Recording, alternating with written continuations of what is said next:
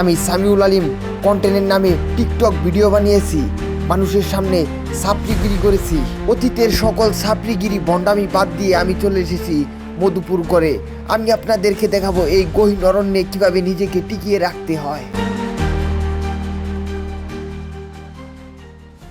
আমার van copter আমাকে নামিয়ে দিয়ে গেল। আজকের ওয়েদারটা যেন কেন একদম কালো কালো আবসা আবসা মনে হচ্ছে, এ কারণে আমার হেলিকপ্টার আসতে পারেনি। আজকে আমি আপনাদেরকে দেখাবো কিভাবে এই প্রতিকূল পরিবেশে নিজেকে টিকিয়ে রাখতে হয়। চলেন আমরা সামনের দিকে যাই। ভ্যান কাপটার থেকে নেমেই যেন আমার কেমন ক্ষুধা ক্ষুধা পাচ্ছে। আমার এখন ধান্দা একটাই, আমাকে খাবার খুঁজতে হবে। খাবার ছাড়া মনে হয় আমি এখানে একটা দিনও টিকতে পারবো না।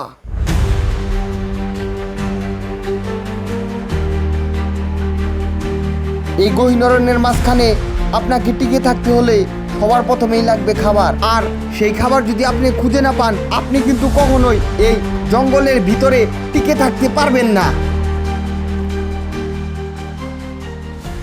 আমি জানি না এই মধুপুরের জঙ্গলে আমি কোথাও খাবার খুঁজে পাবো কিনা, তারপরও আমি ছুটে চলেছি, আমাকে ছুটে চলতেই হবে।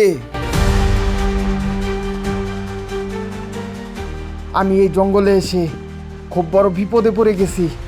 আমি এখানে কোনো খাবার খুঁজে পাচ্ছি না।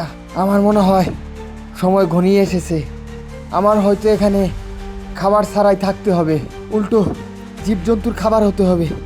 এখানে ভয়ঙ্কর ভয়ঙ্কর বন্য পশুরা আছে, ওরা আমাকে ছিঁড়ে ছিঁড়ে খাবে।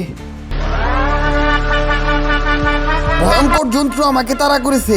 আমি জানি না এই প্রতিকূল পরিবেশে আমি নিজেকে টিকিয়ে রাখতে পারবো কিনা। ও আবার আসতেছে, ও আবার আসতেছে।